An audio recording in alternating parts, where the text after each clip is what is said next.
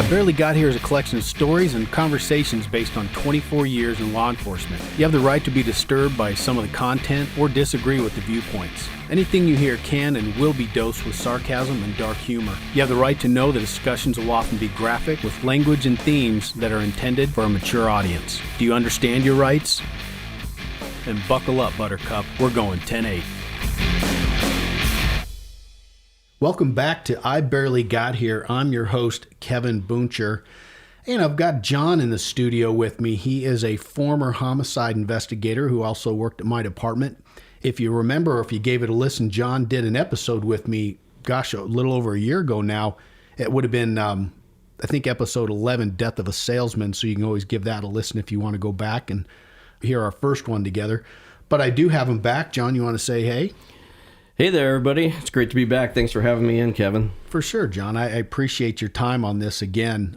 So, being a former homicide investigator, John kind of brings a much different aspect to some of the stories that I bring up on the podcast, because like I've said, I have no experience that way. So I love when I get guys like John in here. So, without further ado, tonight's episode is going to be No Catfish for You. No catfish for you. So, John, if you want to kind of just start this off, I have a very minimal involvement with this one, so you're going to carry the story, but just get us started. So it was probably sometime around 2000, 2001 maybe, at a local Motel 6 in our city. Patrol got dispatched out there because the maid had gone in to clean the room, and upon her entering into the room, she noticed that the shower curtain and some bedding and the telephone were missing from the room. And the really interesting thing is there was also blood on the floor, but she just started making up the bed anyway. It was the missing shower curtain and whatnot that finally got her to contact the manager, not so much the fact that there was blood in the room. She was just going to make the bed and be on her way. It's Motel 6. That could be a common occurrence. Could be, especially this one, at this particular location. So anyway, police were called, patrol went out there, and they ended up taking a theft report because of the things that were missing. That report ultimately landed on the homicide sergeant's desk because there were some things that were just a little bit weird about it. Patrol actually did go out and do a little bit of investigation on it. They contacted the guy who had rented the room, and he denied any knowledge of the missing shower curtain and bedding, but he said the blood on the floor was because of his girlfriend, and she was on her period at that time, and he said it was kind of embarrassing, and patrol documented all this and then sent the report through, and it got flagged and ended up on the homicide sergeant's desk. And so the following day, the sergeant and I went back out to the Motel 6 to investigate a little bit further and kind of see what more there was to the story. Okay, so back this up a little bit. The whole female issue with the blood. Now, when you got there, if you had been that patrol guy, like we've all been, and you saw what you saw, would that have been a feasible explanation? Not even close. Okay. And from what I remember of this story, that's what I thought too, and that's why I kind of chuckle as I'm listening to you tell that aspect of it. So let's delve into it even further without naming names. Whoever went out there to do that initial report, do you remember who it was? And if you do, did you kind of go, okay, that makes sense? I don't remember who it was, which is probably good at this point because I probably would name names and that wouldn't go over very well. Right. So no, I don't, as I think about it right now, I don't remember who it was, but I don't think he stuck around for very long. One of those. Yeah. Well, obviously again, a little bit of common sense here. It would dictate that there was something much bigger going on, especially when you start talking about a shower curtain and some of these other things that are gone. And well, if you're just hearing the story and you're not familiar with how much blood is in the room, right? That's a plausible, rational explanation for what might have happened in there. But when we went out the next morning and we actually went into the room, there was such a large blood puddle on the floor that it was obvious somebody had died in that motel room. Right. There was no chance that it was somebody's period. Right. So given that now you see that. Now, obviously, in your mind, this is totally shifted. And, of course, I'm sure there was, as I would be, you're a little pissed because you basically lost a whole day of investigative time. I mean, everything is, the longer you go from the point of the crime, the harder it is to investigate. So you've lost all that time. There was definitely some discussions about what was this guy thinking. Yeah. In reference to the patrol officer. Yeah. Oh, I'm sure. Whoever that was. So you guys get out there and you find what you find and you decide, no, this is not that. This is either a homicide or someone who's seriously been injured. Correct. And so what happens from that point? So we processed the scene as a homicide scene, and we were able to, again, we knew who had rented the room, so detectives went back out and recontacted that individual. And while we're working this scene, unbeknownst to us, Phoenix Police was working a body dump in their jurisdiction. So we had a motel room that had certainly looked like a homicide had occurred, but there was no body in the room. And Phoenix is working a homicide where they have a body but no crime scene. And it took a day or two, but eventually we were able to tie the two together and realize that their body dump was our victim from our homicide scene. Was it very far from the Motel 6? It was a couple of miles. This Motel 6 is at Priest and Broadway, and the body was in a canal at, I think it was like 40th Street and Southern. Oh, yeah, so fairly close. Yeah, not too far. Yeah, okay. So you put two and two together. There's obviously interviews with the occupant or the person that had rented the room, so how'd all that go? Well, he kind of stuck to his story of his girlfriend. He never really told us the truth. But as is kind of common with criminals, they don't act alone. They usually have buddies who are associated with them, and then it kind of becomes every man for himself. And so there was another guy involved who decided that it might be in his best interest to tell us what all happened. Isn't that funny? It's a great commentary. You watch the entertainment and TV, etc., with regard to how, tight and, I'll never rat on this person. I'll never roll on that person. And I mean, what would you say in a big case like this? Would you say it's as high as like 9 out of 10? Somebody, if not even more, right? There's no honor and loyalty among thieves. Somebody rolls first, and those are usually the people that get the best deal. Absolutely. As well. And so that's the incentive to be number one, is to roll quickly. Otherwise, if you're the guy holding the bag at the very end, you're going to get thumped on, with regard to everything, charges and sentences. Exactly. Yeah, so that's funny. That's funny you say that. So he sticks to his story. He keeps lying about it, and then what? Well, so there was a lot of investigation that took place, and the short story here was that this was a marijuana drug deal where our two suspects were going to meet some drug dealers, and it was set up under the guise of being a drug deal, but our suspects had intended to just rip them off from the very beginning. And during the course of this drug rip-off, a gun was displayed and a shot was fired, and one of the drug dealers was shot and killed. The drug dealer's friends, they fled. The suspects, they left also, but after a couple hours, they realized that they have a room that's rented to one of them in their true name, and there's a dead body in that room. So they then went back and used the shower curtain and the bedding and other stuff to roll up the body and took it into Phoenix, which was on their way home, and dumped him into a canal. You run those errands on your way home. So what about, so you're thinking you got a dead body in a room. It's a hotel. People are coming and going. There's things going on. There is some traffic. You say that they wrapped it up in the comforter, the shower curtain. How'd they carry it out?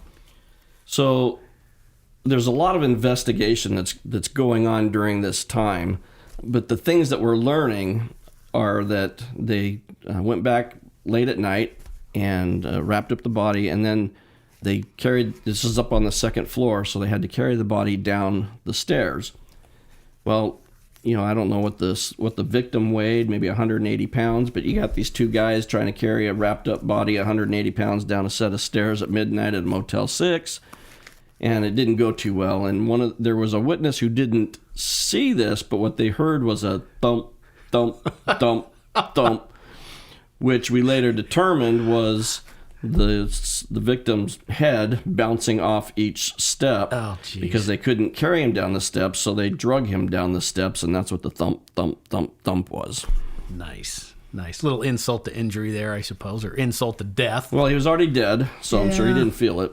But it's just, I mean, it just goes to show that these guys are not rocket scientists. No, not by any stretch. Not by any stretch. So that's what they do. They decide that they're going to dispose of the body. They've left a hell of a crime scene, though, which, I mean, I guess obviously it wasn't quite obvious enough for some people, but an obvious crime scene, homicide scene. They dump the body. Did they dump it and anything stand out, or did they just find a secluded place and throw it off to the side? So this was, 20 years ago. There was an open ditch canal running along Southern Avenue, and I don't know if it's still there or not. At that time, it was an open ditch with water in it, and they just tossed the body into the canal there. There was actually a little fish living in the canal, and so when the body was found, he was surrounded by a bunch of fish. So I guess that lends credence to the term, I'm going to send you swimming with the fishes. Oh, my God. Okay. Bad joke. Yeah, sorry about joke. that. It just popped into my head. So how did Phoenix get turned on to this body? Someone see it? The patrol guy find it, or? I think they got sent out there on a call. I mean, it was obvious. It wasn't hidden. It was a Hispanic male floating in the water. Gotcha. And so they got sent out there. Gotcha. And I don't recall at this time how we were able to put the two scenes together because it's been so long. But I do remember that we did hook them together, and I remember working with a Phoenix detective on the case. Interesting. So they dropped the body. They left. You guys, initial patrol call. You guys get there, determine it is what it is. How do things unfold then at that point? So, like I said, there was a lot of investigation that took place. There were search warrants that were served, and throughout all this process, we were building evidence against our suspects. Now, the lead guy, his name was Artis. Artis never confessed to anything. He just he stuck to a story about the girlfriend, and when that didn't work for him, he just lawyered up and never confessed to anything. Artis's sidekick was a guy named Leander. Leander was brought into the station for an interview, and we needed somebody to tell us what had happened because there weren't witnesses. There was the person who heard the thumping, but beyond that, we didn't really have any cooperating witnesses. Right. So I had taken a brand new VHS tape. That's how long ago this was. Yeah, I was going to say, you might have to explain. This is a videotape. If you don't know what that is, Google it. And they're big. They're not small. This was prior to MP3 players and all that good stuff. CDs, yeah. So I took this brand new VHS tape and I took it out of its wrapper, and then we had these red evidence tags, and I marked it up as evidence, and I labeled it Motel 6, Camera 6, and it was nothing more than a prop. The motel did have one camera. It was in the office, and it didn't record. It was just to view. But I told Leander, well, let me back up. So Leander was denying everything as well. He had no involvement in this during our conversation. Well, I had the tape sitting out there on my desk, so I kind of put it front and center and explained to him that this was the videotape that I had pulled from the back parking lot security camera, and that it showed him and Artis carrying this body down the stairs, and that in fact we could see on the video that the victim's head was thumping on each stair as it went down. Well, that was enough for Leander to decide it might be in his best interest to just kind of spill his guts and tell us everything that happened. So the videotape was blank. I mean, there was no camera, there was no videotape, but Leander believed there was, and that was enough for him to confess and tell us what happened. Yeah, and it sure worked. It worked. Not only did he confess and tell us, but then he took me to Phoenix to, I think it's Cesar Chavez Park, where there's an urban lake, and he showed us where he actually tossed the gun in that was used to kill our victim, and Phoenix police divers were able to go into the lake and recover that gun. Nice. So, I think it's a great example of, people don't necessarily agree with it all the time, or I guess understand, but cops are allowed to lie.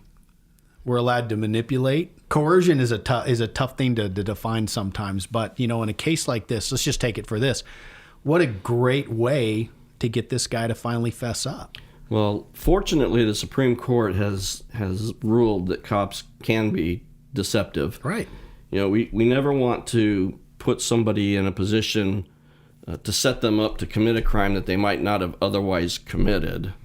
But if they've already committed the crime, it's a great investigative tool to tell them that we have more evidence than we actually have, because it puts them in a position where they feel like they need to, again, like we talked about earlier, the first guy to start singing is the one who gets the best deal. Right. And in this case, that's what happened. Leander ultimately ended up testifying against Artis, and although Leander got a lengthy prison sentence, not as long as Artis got. He shows you that things are obviously, as soon as, you have that come to Jesus moment where he starts to fess up and gives you the true story, that breaks things wide open for you. And it's a good feeling, because now you're on pace, and you basically, I'm sure at that point you already had your suspicions, you believed it was them, you just didn't have quite enough yet. You even had you done search warrants prior to that? I don't remember at this time if search warrants had occurred prior to or after that, but we definitely did search warrants at Artis's house. That was in a neighborhood in the area of about 21st Street south of Southern, and due to the area and Artis's gang affiliation, we had SWAT actually come out and do the search warrant with us. You talked about in other episodes where SWAT will go in and secure the residence, and then those of us in the shirt and ties will come in later once you guys have made it safe for us. Sure. Yeah, and I remember SWAT being out there, and I think you yourself were there. This was it was one of those situations where we had 7 or 8 SWAT guys outside protecting the perimeter in case somebody came to the house while we were inside doing our search warrant. And there were a couple of times where we could hear shots off in the distance, just because that was a normal occurrence for that neighborhood. That's that kind of neighborhood. Yep. I don't recall. I hate to say it, but you do. It'd be like you not recalling some homicides. Right. You just did so many of them that nothing really stood out to me. I'm pretty sure I'd remember the homicides, but maybe a traffic stop I wouldn't remember. I don't know. I'll bet I could stump you. I bet I could bring 1 or 2 up that you'd be like, gosh, I just don't remember that one. So you get that. You get to that point that you're at, and everything that's great. That's the whole point, is to get to the point where you have an arrest and you find the people that are responsible, and you basically start the process. So, but this, unlike most, they didn't plead. They didn't take a plea. Nothing was resolved prior to going to court, right? Correct. Artis never cooperated. They were both arrested, and they both spent time in jail. And then subsequent to all of that, a trial date was set. Leander ultimately testified against Artis in exchange for a reduction in his sentencing. But Artis never took the stand, and he never told us what happened. But we did have a trial, and it was an interesting trial. Yeah. So what was it that you remember from that? Well, Artis was a big guy with a big ego and a big attitude, and his whole demeanor the whole time was he was going to come out of this just fine. That the cops, we couldn't touch him, and this trial was just a process he had to go through, and ultimately he was going to be acquitted because he had nothing to do with this. And so he was pretty cocky throughout the whole trial. And the one thing that stands out to me was he had told his defense attorneys that when he was acquitted and was released from jail, he was really looking forward to celebrating his acquittal with a big old plate of catfish. He was going to go out and have a big catfish dinner to celebrate. And so that was kind of what kept him going throughout the trial. Well, it's interesting because I had a really good relationship with the defense attorneys on breaks and whatnot. We would chat and talk to each other, and you see on TV a lot of animosity and and whatnot. But in this particular case, I actually kind of liked the defense attorneys better than I liked our own prosecutor. Not that I disliked him, but these two defense attorneys were funny guys. But Yeah. And they defended artists to the best of their abilities, given what they had. But at one point, there had been a particularly damning amount of testimony given against artists. And according to his attorney, at that point, artists leaned over to the attorney and said, "Damn, they just took a big old piece of catfish right off my plate." Well, artist was convicted and sentenced to life in prison. So not only did we take a big old piece, we took the entire plate. Yeah, I don't think they serve catfish in prison, do they? I've never been in prison, but I'm pretty sure that's not on the menu. So the people that needed to be arrested got arrested. They got sentenced. You remember, you said something about sentencing. You remember what kind of sentences they got? So Artis is currently serving life in prison, and Leander got 20 years.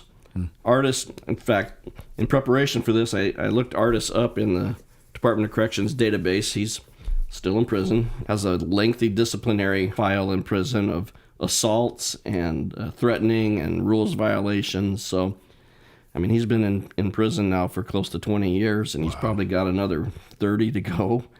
And well, it's like, what do you got to lose? You know, why be on your best behavior if you know you're never even getting out, I suppose. Yeah, and it's sad because Artis's brother was in prison, and I mean, it was just kind of like this whole family had those types of issues, and it's just kind of sad. Yeah. Leander, I would love to have looked him up, but I can't remember his last name. And you got to have a last name to look him up. So I imagine Leander probably is still there doing his 20 years, maybe getting close to getting out, but I also doubt Leander's been a model prisoner himself. Yeah, I'm sure they had priors before this even started as well. Correct, yeah. Yeah, I'm sure. So, you know, on its face, you know, it probably looks like kind of just a general homicide investigations, but part of the reason I like this is it brought up a couple of great points. You know, it brings up, one, that no matter how common sense and obvious you think something may be to the average cop, sometimes that's just not the case. That's the one thing that always stands out to me. The other is just how I don't know. It's just a good example of how these crooks, and I see the logic behind it. You pick a lie and you stick with it because you got nothing else to lose. That's true. You know what I mean? Something like, you know, with the, you know, you're talking about whether it's a girlfriend or whether it's someone getting killed, the volume of the blood would obviously dictate the latter. But if you started the lie, sometimes you just got nothing else to go on. Yeah, if you're not going to come clean and tell what really happened, then you may as well stick to the lie. Right. Because any other lie is going to be just as ridiculous. And you changed your exactly. story. So you might as well then that's as good as an admission almost. Again, I guess you could say here's a dope dealer that got killed, and a lot of people would kind of look at that and not even give it a second thought. But it's a person. And so, you know, speaking for John, you know, John's going to work this case just as hard as he would any other person or someone who you would say is, you know, more, quote, innocent, I suppose, than a drug dealer.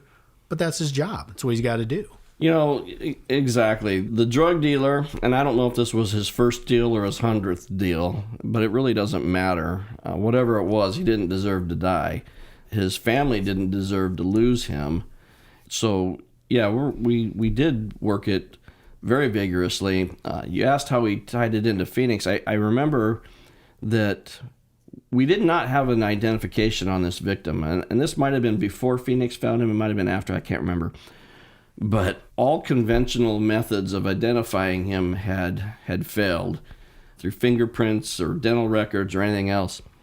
And at the time, ICE, Immigration's Customs Enforcement, had some sort of a database where it necessitated us to have the medical examiner actually remove the victim's hands so we could package them up and send them to ICE for processing to see if they could determine who this person was, because we couldn't find anything on him, and it was a pretty high likelihood that he had probably come across the border from Mexico in a not so legal fashion.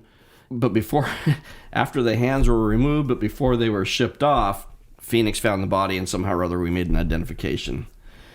the look on your face right now is incredible. Okay, never heard this one. Never heard that. You had to take the hands off the body, package them up in an igloo with some dry ice, and send them to ice? Yeah, but we never got around to sending them. But that would have been the protocol. That was the process that we were in when we got them identified. Oh, my hell. That is so... I wish we'd have talked about this before we started recording, because that is the most bizarre thing I've ever heard. You know, that's the funny thing about doing these recordings is you start remembering things that you might not have remembered. Oh, I totally get it. I'm just... You know, and I've got pictures of the hands. That is just bizarre. Yeah. That is bizarre. I don't think I'd believe it if I heard it from some other angles. I think someone's pulling on my leg. Well, and you know, it struck me at the time as odd as well, but that was what we needed to do to get them identified, because we had exhausted every other means. And and see, had we come up with this before, you know what our title would have been? Hands Off. Hands Off. That would have been the best title for this episode ever, John. You know what? Even if it didn't happen. We're going to go back and record the opening segment of this. We might have to. Or I might just change it, and then later on, if people listen, they'll be like, well, wait, that's not the title. Then they'll get to the end. But here nor there. But you did get the body identified, and everything came together well. Yeah, interesting investigation. Anything else that you remember that stood out or comment on? No, I think that's, like you said, this was no homicide is routine to the families that are involved. Sure. But this was a fairly routine drug rip homicide. The things that made it different was patrol's initial response and just taking a theft report. And, you know, at least they did some follow-up on the blood. But, I mean, this was an obvious amount of blood. Nobody loses this kind of blood and lives. Right. And then, you know, there was the that VHS tape. So I was on the department for probably another 10, 11 years after that, and that VHS tape sat on my credenza as a trophy, if you will. Sure. Because it played such a significant role in solving this homicide. And so that was a really cool thing. Did you ever use it again? I don't think so.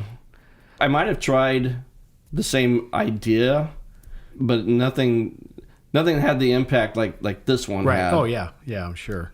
It's not uncommon to, especially when you're working a big case, you'll have a file manila folder full of papers that if you open them up and look, it's just empty paper, plain paper you grab from the copy machine and stuffed in the folder. But the suspect sitting on the other side of the table doesn't know that. They think you've got all this dirt on them. So sometimes that's what it takes to get them to actually talk. So yeah, that and the big old piece of catfish off the plate. Those are the things that stand out in that case that I'll never forget. In fact, catfish is still a joke at my house some 20 years later. How funny. Still remembered. Yep. Well, guys, I think that's about it. That is going to wrap our episode, either no catfish for you or hands off. And I'm going to have to figure that out once I get done. But hands off my catfish. Hands off my catfish. Hands off with my catfish. Keep your hands off my catfish. Keep your hands off. We'll figure that out once we get off there. So, hey, guys, with that, I'm going to close this episode of I Barely Got Here. I want to thank you for listening. And if you like the show, please subscribe and post a review. And also ask your friends to give it a listen. If you have any questions or comments, you can shoot me an email at ibarelyGotHere@gmail.com. And you can also follow me on Instagram and Facebook. Sam42 and Tom42. We are 10-7.